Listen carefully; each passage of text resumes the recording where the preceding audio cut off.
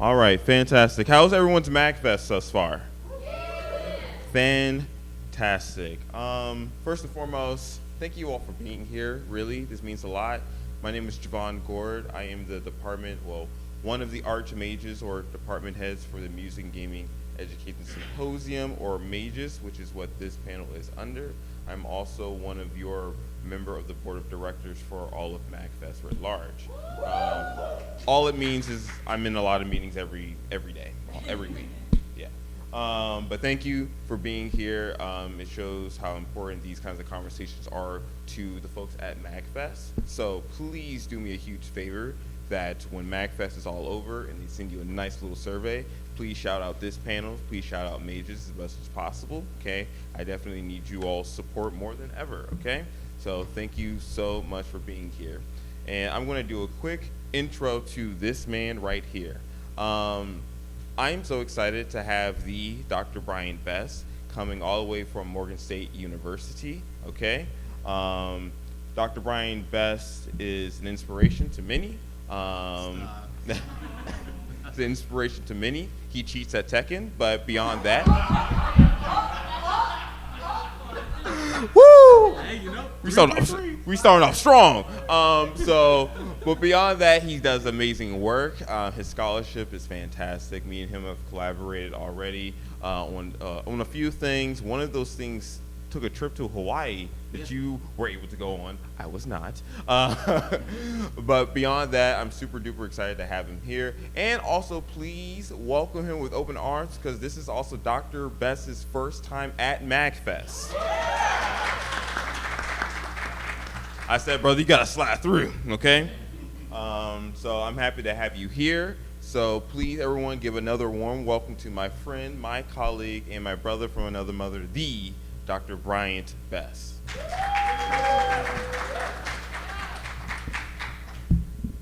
Brother, you're too kind. Thank you, Jay.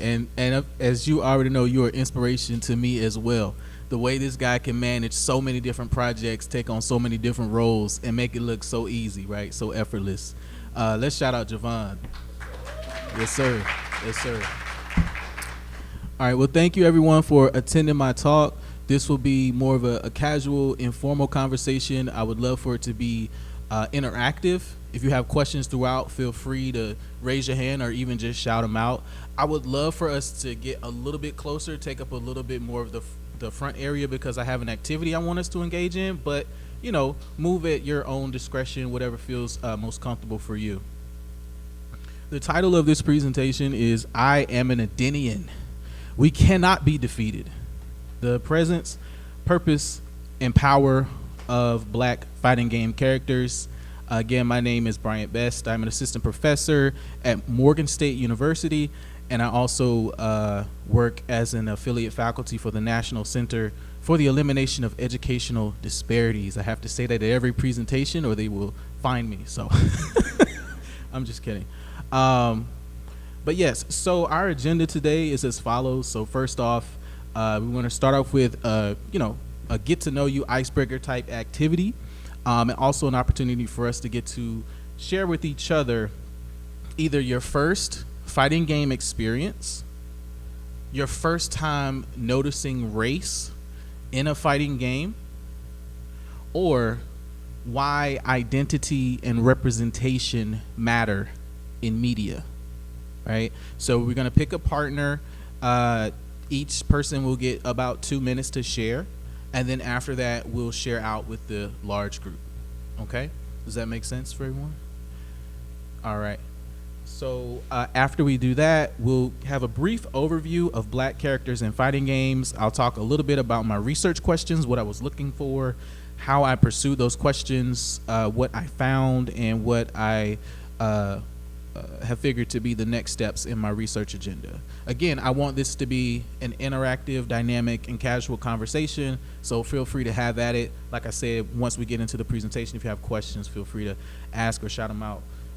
So with that being said, if you would please pick a partner or two, and let's discuss for about 2 minutes each, like one of those 3 questions up front. Okay?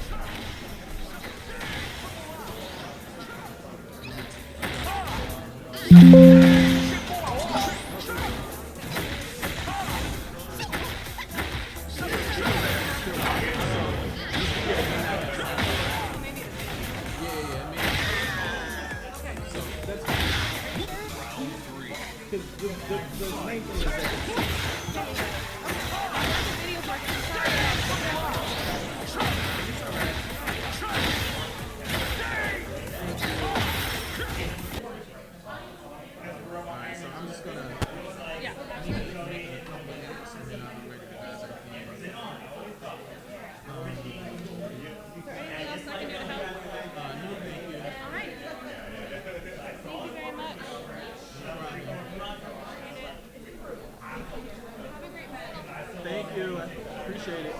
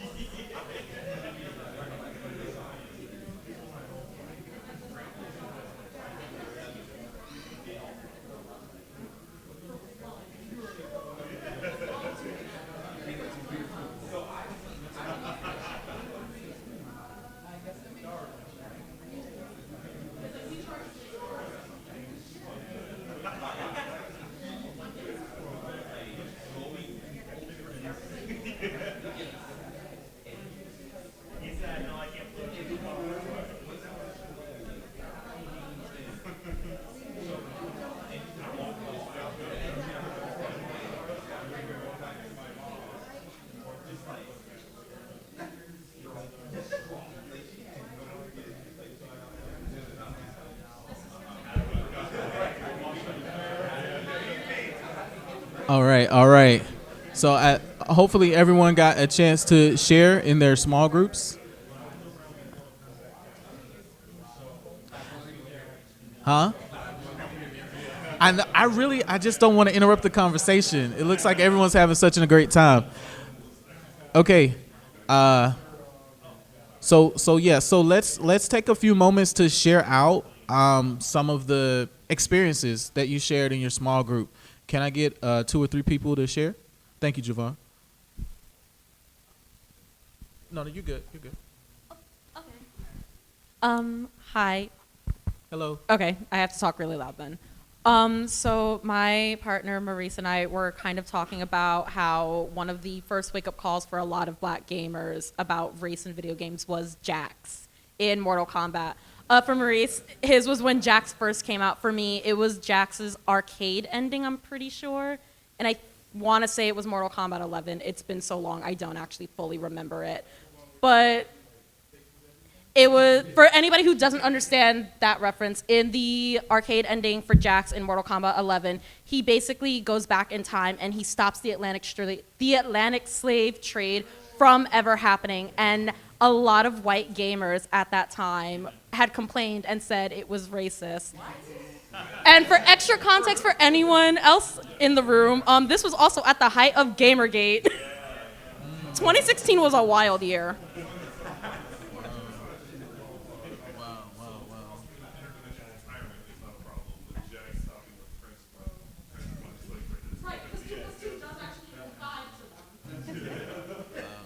Hi, so I was chatting with Kelvin. First, we had to determine like where his gaming experience started.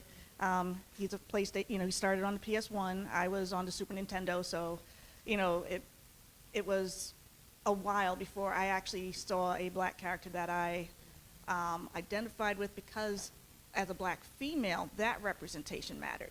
So yes, Balrog was there. Cool, thanks for that.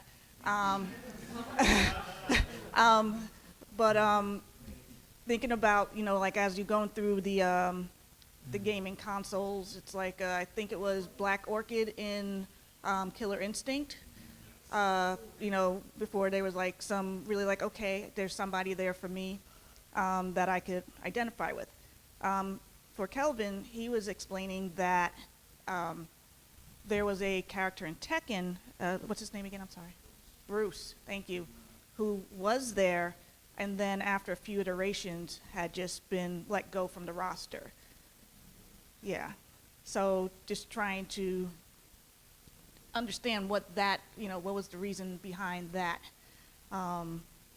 removal, when there's tons of characters that came up after that probably did the same kind of move set or something like that, but as a black character, he was officially gone. The other thing I wanted to say really quickly on that was take your time. the developers understanding what black females look like. So if you look at Dead or Alive, Mariposa, gorgeous, but it kind of looks like they took a white palette and then took a brown and then just went tap, and that was the extent of, the black character. So, so there's that. That's all. Awesome. Thank you so much.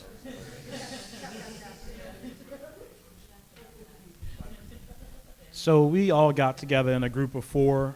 Pretty much, we all kind of came to the conclusion that most of it was Street Fighter, and yours was Tekken, and we like just looked at like the whole world representation of Street Fighter, like 2. So for example, I think we were all talking about Balrog, and that's an obvious one. But we also looked at Blanca from Brazil. Yeah. And it's like, well, he's green, so it's not a really good representation of Blanca or Brazil. But wasn't he also, in my research, I saw that Blanca was originally based off of an African person. I don't know. Yeah. I've never heard any of that. I don't think that's canonically confirmed, but like kind of beneath. His name is Jimmy. Really? His real name is Jimmy. I think he might actually be white or light skinned. I don't know how many times I've seen pictures of him. Mm-hmm. But, he's played by, what's his name? Not Roman Reigns, Jason Momoa. So I guess that helps. I mean, Yeah. Now it's Jason Momoa. We also talked about... Also, to a quick intersection, can I ask you a quick follow-up question on that? Like, what are your thoughts? Because I'm grappling with how to frame Blanca, right? One of the things that I noticed, and we'll get into the presentation later, but he does in some iterations have shackles around his legs and hands, and I've noticed that there are other at this point archaic or outdated black fighting game characters who also make references to slavery and being enslaved. Yeah. So I was just curious, like there's some things with Blanca. Like, have you considered that at all? Like the shackles part? The thing is, I'm trying to remember an image of Blanca in chains. I can't really remember it, but if I was to think, it would be like, someone would take him captive or something like that, and he'd try to escape. Mm-hmm. That's the only thing I can remember. Like, I mean, in 2, he was obviously a beast, right? But when I got a little bit more into the games and like down the line, he became friends with Dan. I think he has his own promotion and selling stuff. This little Blanca doll. So like, if he did come from that, the character has definitely grown, and has a little bit more mainstay in Street Fighter. I mean, how do you get Jason Momoa to play Blanca? Is crazy to me. I mean, not anything against Blanca, but Jason Momoa is a very talented actor. He must have cost a lot.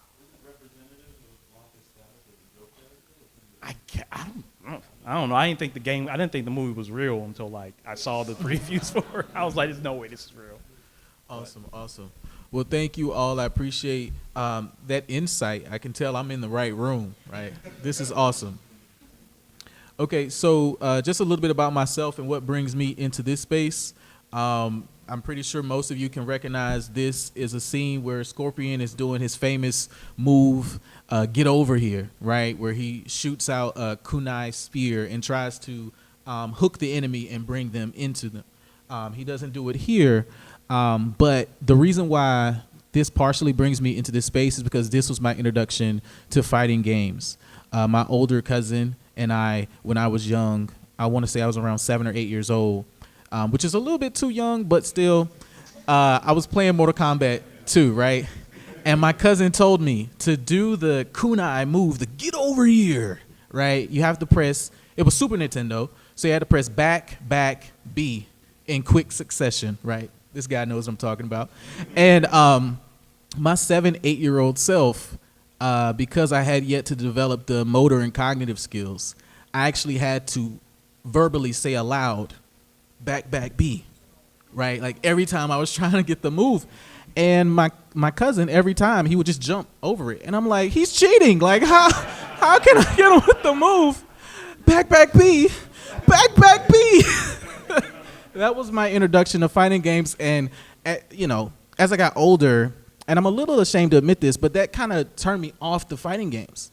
I thought that I wasn't good enough to play them. I thought that I didn't have what it takes. What's that? I said, well, I don't know about all of us. Most of us have been there. Yeah, right. Yeah, exactly. That was my introduction to fighting games, and now another piece of my identity that brings me into this space is playing games in middle school and high school with the friends in my neighborhood. Now, for context, it was a very strange dichotomy between where I grew up and where I went to school. So I grew up in a predominantly black neighborhood, and I went to school at a predominantly white school. And on top of that, they put me in what they call academically gifted classes. And I don't want to go into that debate. We can talk all day about that, right? But the point of it is, I was told a certain thing in school, like, oh, you're a smart kid. Like, and even to a lesser extent, like, it was kind of like hush hush, but like, you're different than the other kids in your community. As a young person, I don't know how to handle that. But I'm still in a space where I'm trying to respect authority and follow what they're saying. So I'm like, okay, if that's how you feel, cool. The problem with that was when I would go home and play video games with the kids in my community, I could tell that they were just as smart as me. In fact, some of them were even smarter, despite the fact that they weren't in the smart classes, because they would be able to employ and execute strategies within games that I could not understand. So from a very early age, I'm thinking like, and I didn't have the language for it, but like, there's something up with this meritocratic system that we have where we say like, oh, if you're in XYZ position, quote unquote, it's because you earned it. No. There are multiple intelligences, multiple ways that we can show up, and they're not always captured in traditional educational systems or assessment and evaluation systems. And as a person who was in that class and then eventually became a professor, part of my research has always been, okay, well, what do I owe to people who look like me, but didn't have those same opportunities and access to resources that I had?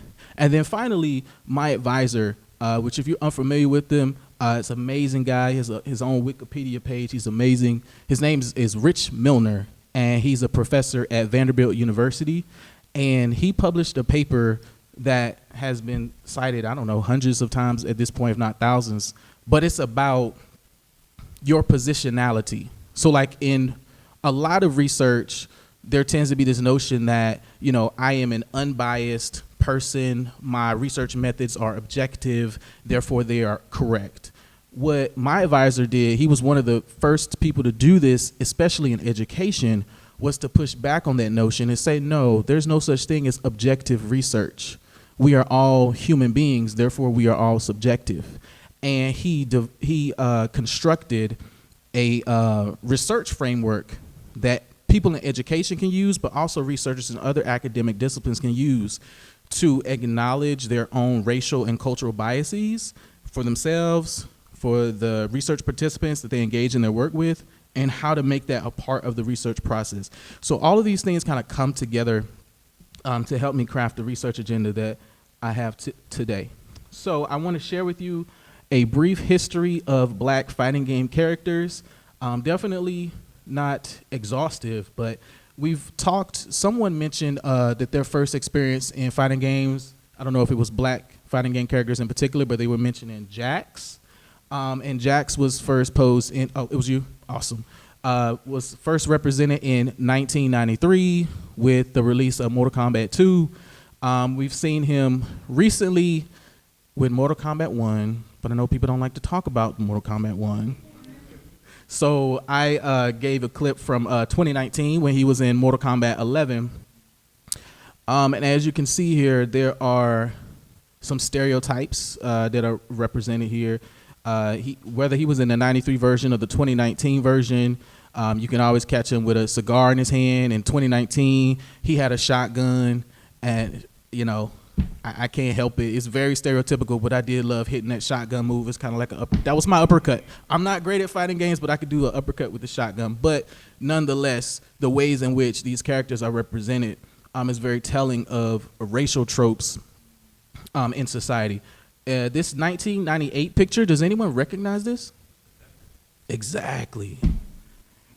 I was late to the Guilty Gear franchise. No. I'm not gonna yuck your yum. But I will say that I was shocked to find out that the original Potemkin character, because I was introduced to Potemkin in Guilty Gear Strive. I went to Evo, which if y'all are unfamiliar, oh, y'all know what Evo is. But I saw, top 8, and I was unfamiliar, but I saw this character Potemkin just kicking everybody's ass. And I was sitting next to a guy who had flown in from Mexico to compete, and he was telling me the backstory of Potemkin and everything. But one of the things that he conveniently, maybe not left out, was that Potemkin's original character was a straight-up slave. Yeah, he was an enslaved character, enslaved by a military group that led to a democratic revolution. If that ain't something, right? And then even in when Guilty Gear Strive was released in 2021, Potemkin was redesigned to today. He seems a lot more like, how would you describe, if I may, how would you describe the redesign? What is? They kind of go for more of like almost like a Russian military look. Like that's always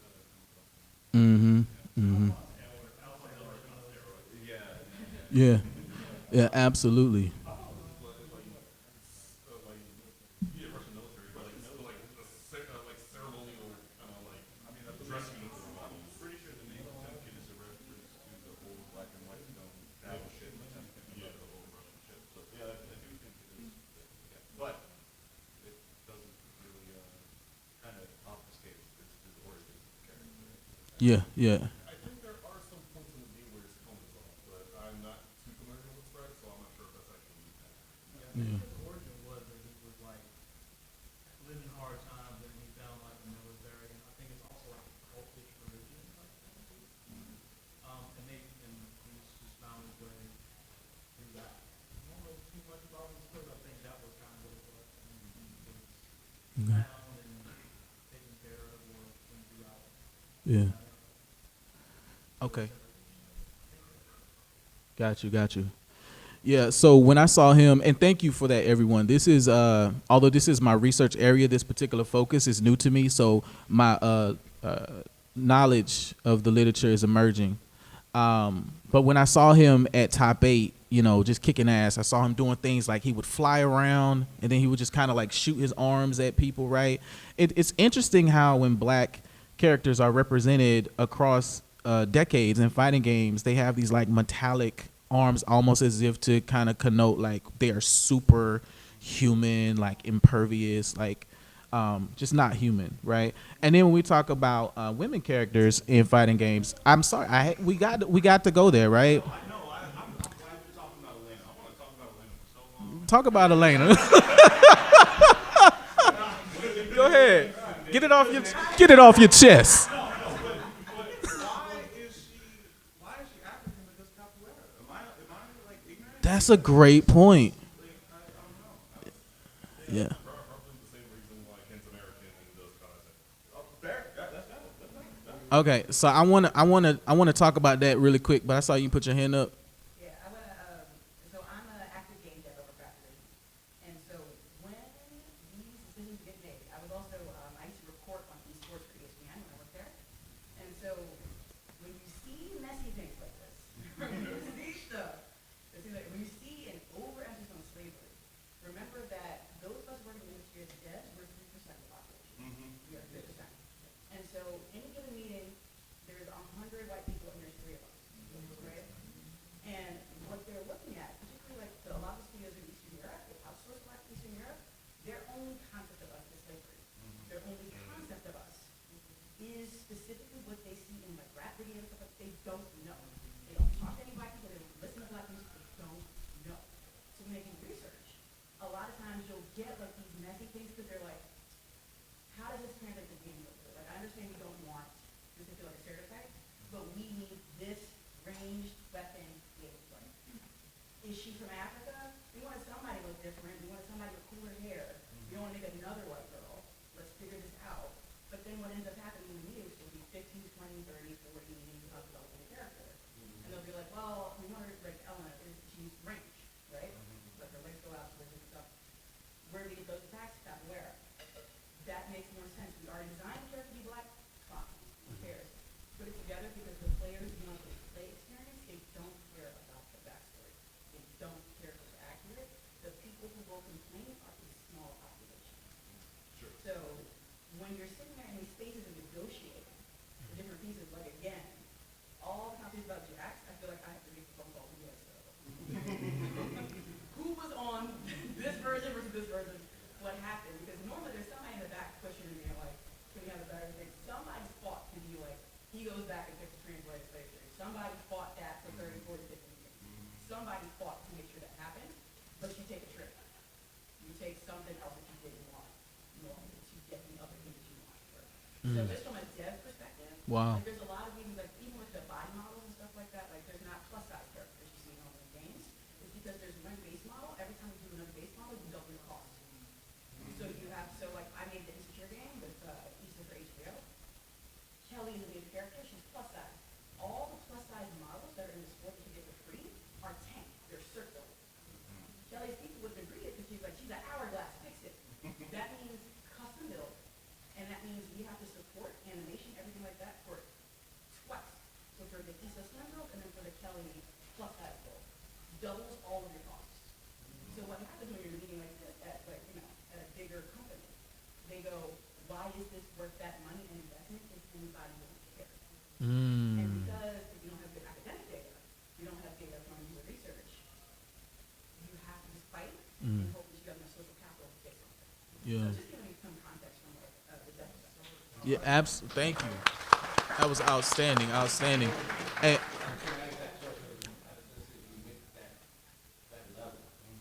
I'm sorry? I was going to ask you a question, see if you looked at that level of your research. Really see, was there representation at the table when you ready to get built and she broke it down and built it? Yes, absolutely, absolutely. I want to ask you a follow-up question, but I see we have other questions, so I'm gonna let them go, and hopefully I get to connect with you and a lot of y'all later after this. Yes, go ahead, sir. I'm not sure if this is a rebuttal or not. I don't think it is. I think in the case of fighting games, they're offered a little bit more leniency since a vast majority of them feature casts with characters from all over the world. Elena, what's her name? Kimberly? Oh, Darlie Dagger, yeah. Darlie Dagger, Kimberly, Elena's African, Darlie is someone help me out here. Okay. Kimberly's American, and then you look at other games. There's Jeffrey McWild in Virtual Fighter, who's Australian. There's going back to Guilty Gear, you have Venom as well, who's British. I'm kind of cheating with this one, Eddie and Christy from Tekken, Raven. But yeah, while your explanation does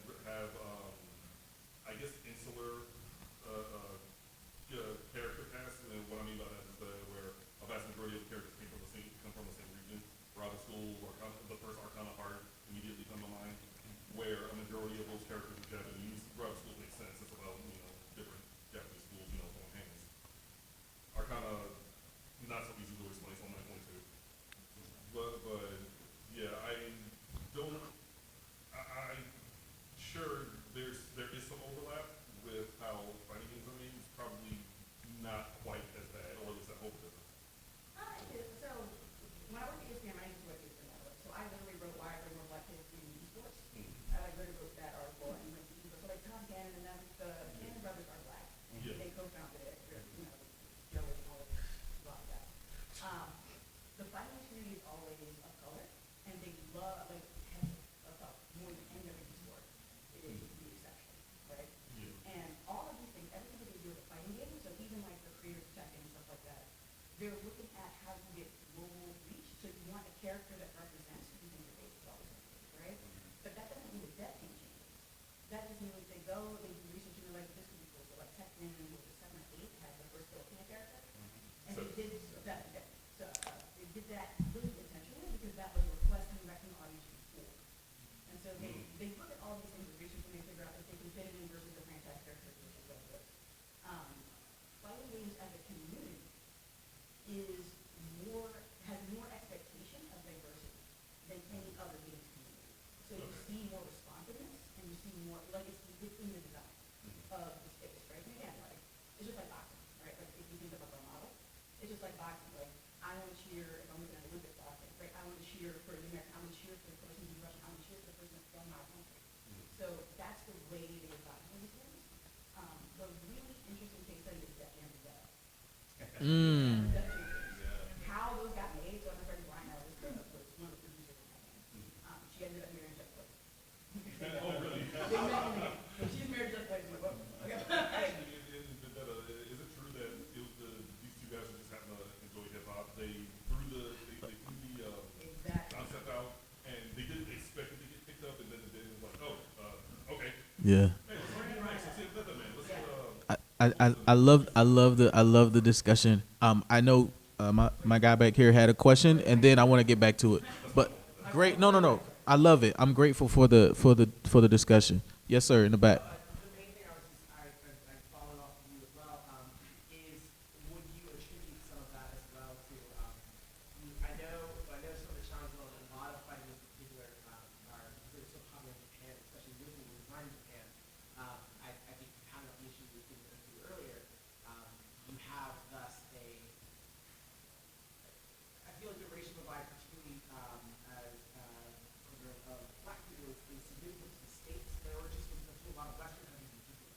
So that we have the lens of how that culture is seen in the East, in Japan, and then they're using that lens to then design characters again, running through all of that. I was wondering if then that's how then you get again, like my first time I saw race was Raven in Tekken with like you got that and got the cut down the side and the shades, or then now Tekken's still doing with like my man Leroy with a pit bull. I think we're doing with a pit bull.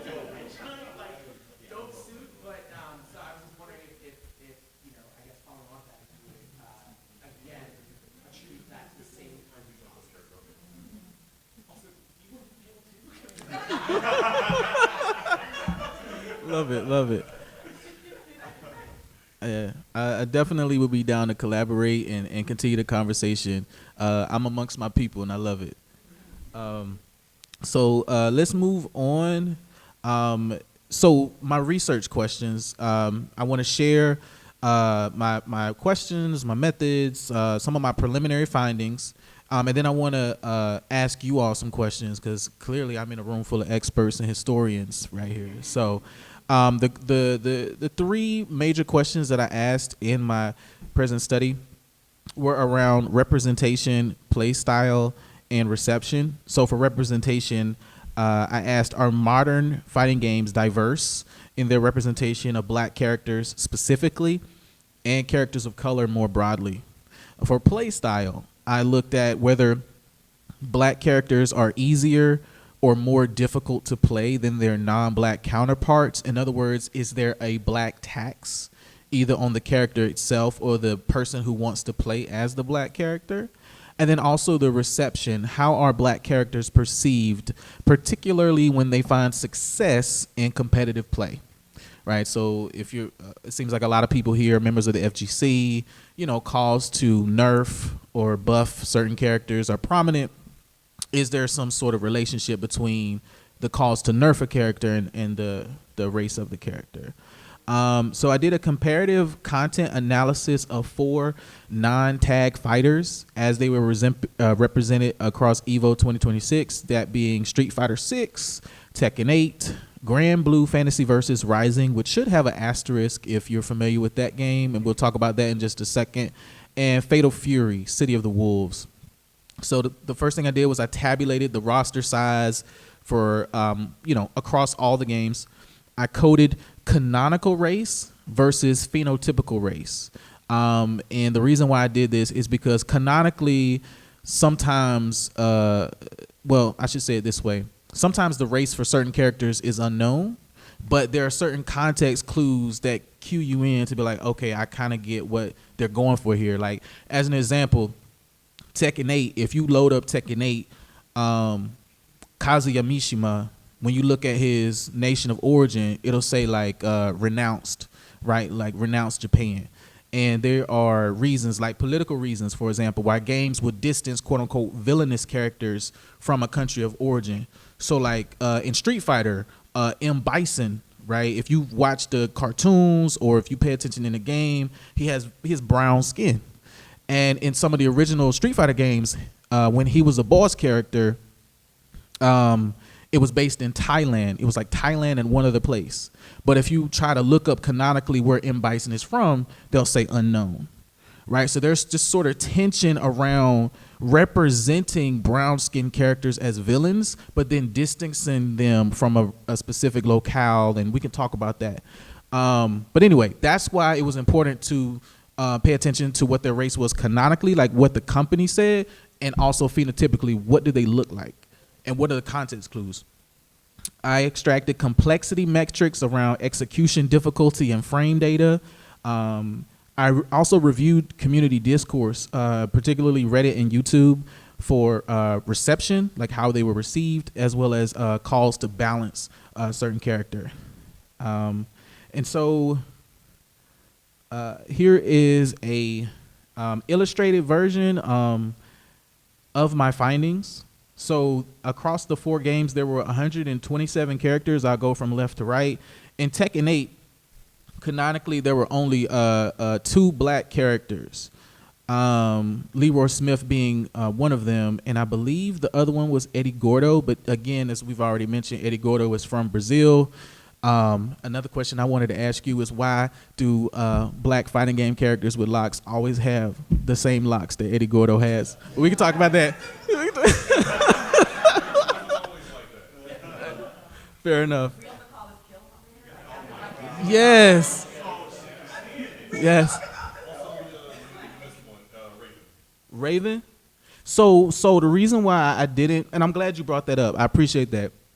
Raven, his nationality is unknown, and his race is unknown, and I'm kind of confused about that because in Tekken, I see y'all want to jump in.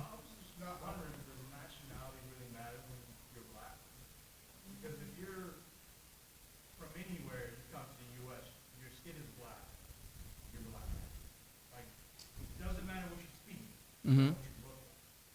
So even if Raven's unknown, that's a black guy. Even if Master Raven's unknown. Okay. I have thoughts. It seems like y'all want to respond, or you have. Sorry, I don't know. So I would actually like to politely dispute your point just a little bit.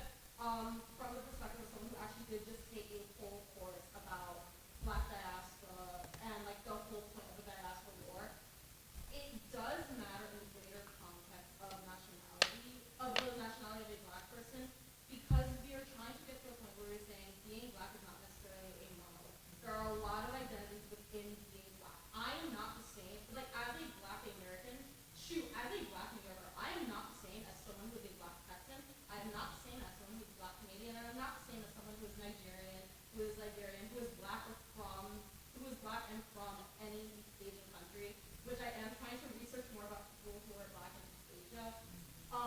But I think in conversations like this, it does matter a lot because phenotypically also there are differences.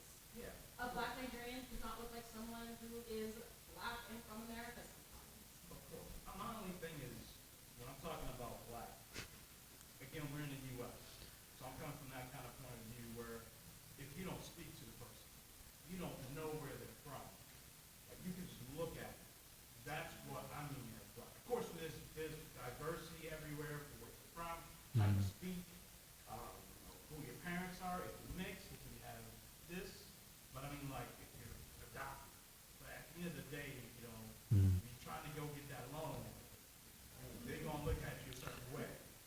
I got.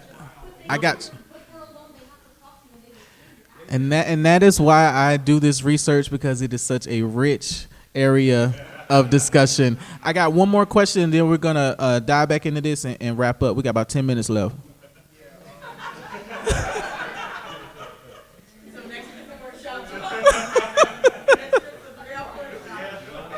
Go ahead, brother.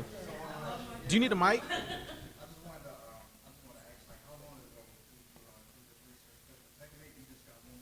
Yeah. She's included. Yeah, she's included, and she's my favorite character. And that's another question I wanted to follow up with our Activision representative on, because sorry, I noticed that there was community outcry when her original design came out. If you remember, a lot of people were jumping on the bandwagon of this character is not an authentic black woman in her phenotype. In other words, and Tekken 8 is known for doing this, but basically all the women characters look exactly the same. You just change the hair, you change the hair color. Like, there are clips online where you can literally make one character look exactly like another character just by changing a few things. And people were complaining that the woman from Madagascar looked kind of like a palette swap of the white women characters. And I found that to be very interesting, because of it's so antithetical to the ways in which the community largely receives characters of color. In other words, it felt like a lot of attention was being paid almost as if to say, like, we don't want this character, or like, you know, make this character perfect, or we don't want it. It was a weird, I don't know how to put it into words, but it felt like, is this an authentic call to change this character for cultural reasons, or is it people who push back against black characters in games in general just jumping on a bandwagon, right? Sorry, y'all. I apologize. I'm running out of time, and I see the questions. Let me just run through these findings really quickly, and then I want to ask y'all some questions. So I have a video which I probably won't show, but in terms of Tekken 8, Eddie, in terms of like difficulty and play style, Eddie really blew my hypothesis out of the water, which is that black characters are harder to play. Now, truth be told, if I had a chance to like fully integrate games like Guilty Gear Strive into my data set, we could have talked about Nagoriyuki and how I would have loved to pick that guy up if he wasn't so freaking hard to learn. But as far as the data that I've collected so far, Eddie, you can just press, if you're on PlayStation, you can press X.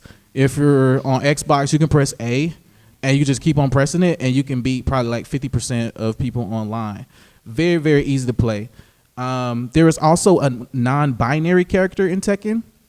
While this study focuses on race, future studies should definitely focus on race, gender, and sexual orientation, because there's a lot to unpack there. The character is Leo, by the way. For Street Fighter 6, there were only 3 out of 28 characters that were black, and there were 9 that were people of color, like not including Asian people.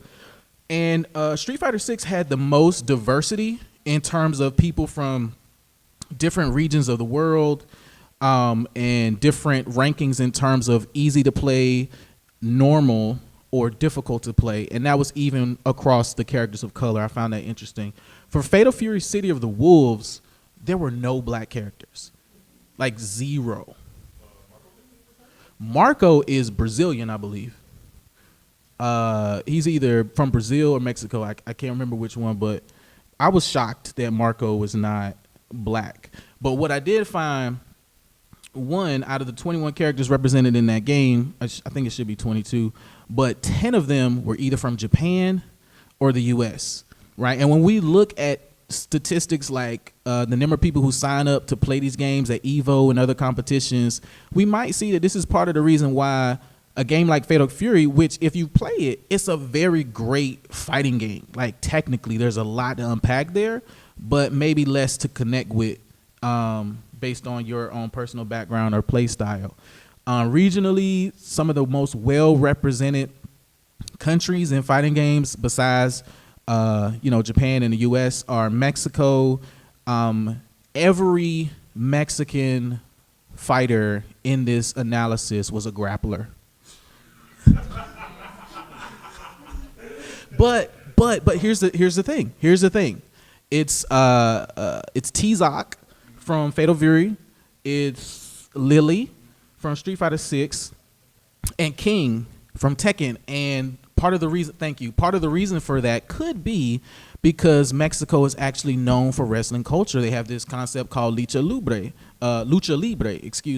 right? And so one implication I would argue is that fighting games, in addition to being a space where we can engage students academically in terms of like frame data and teaching them math literacy or digital literacy, we can also teach them cultural literacy, right, around different cultures and what they mean and what they bring to the table, particularly in a time and place where cultural diversity is something that's becoming increasingly difficult to talk about in classrooms. Maybe we can move that to after school programs. Maybe we can move that to academic enrichment programs. Maybe we can keep that going a different way. Jarvis Givens, a professor at Harvard, talks about fugitive pedagogy. I think this might be some fugitive pedagogy right here.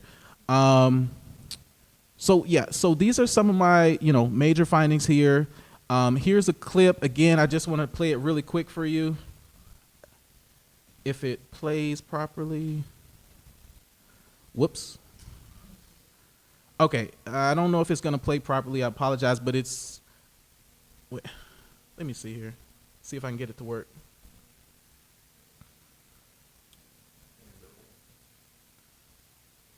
Okay, it may not work. That's weird. But anyway, it's a clip of Eddie Gordo from Tekken. Somebody designed a bot to just keep pressing the X button over and over and over. And they won a match online against a real opponent. So that's kind of going against the hypothesis that there is a black tax. Actually, not only is there not a black tax, but when Tekken 7 was hot, in Japan, 6 of the top 8 players in Tekken 7 mained Leroy Smith. So like the matches were like Leroy versus Leroy versus right? Which we could talk about the implications of. So we have about 4 minutes left. I would love to get your thoughts on the following discussion questions. And again, before you take off, I would love to get your contact information, continue the conversation. I'm actually going to be conducting studies, and I would love to interview folks in the room. I have funds to pay people who are interested in being interviewed on this topic, so please, I'll share my email, or you can contact me. But discussion questions, feel free to pick any of them. But when you pick a main, do you want them to look like you? Why or why not? Do imaginative races such as Irune, Draft, and Astral, which we found in Grand Blue Fantasy versus Rising, they were actually the races of characters. Do they translate or have meaning in debates around racial representation? So for those of you that are familiar, right, can you make meaning of the fact that the main brown skin character or black character in that game, Zooey, is a primal beast / god as her race? Is that meaningful or not? Where do tier lists and ease of use intersect with your identity in your FGC story? And what publisher habits do you notice across Tekken, Capcom, SNK, and Arc System Works in terms of art style, roster balance, etc.? Yes. So I would like to tackle the second question, not specifically from the perspective of fighting games, but from the, let me stand up actually. Not from the perspective of fighting games, but from the perspective of Dungeons and Dragons, ironically. One of the things that I think about that question, it is very important to understand these imaginative races and connecting them to real life races, because if anyone has played Dungeons and Dragons, if you know about the Hazard,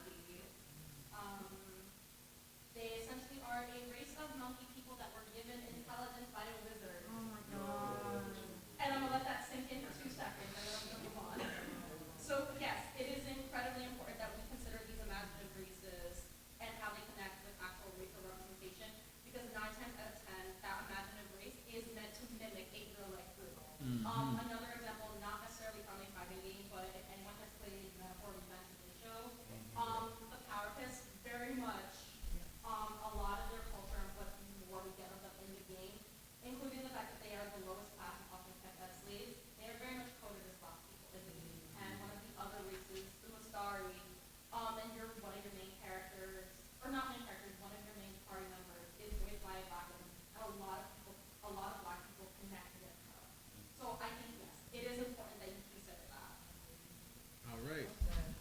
And I just received my cue to wrap it up. So here are some of my next steps. I would love to continue building out this repository of fighting game characters by race. I want to explore intersections of race and gender among characters and the competitive player base. I want to identify publication outlets, and I want to partner with schools and programs to promote literacy using fighting games. So if you are interested in any of these or would want to connect, well, first of all, thank you for attending my talk, and let's connect. So thank you so much, and I look forward to staying in touch with you all. Thank you. All right, let's give one more big hand for the Dr. Ryan Best. Hey, V, I see you in the back. Can you do me a favor? Can you take a picture of everyone in there? Yes. Shouts out to Department Head V coming up to help us. Thank you so much.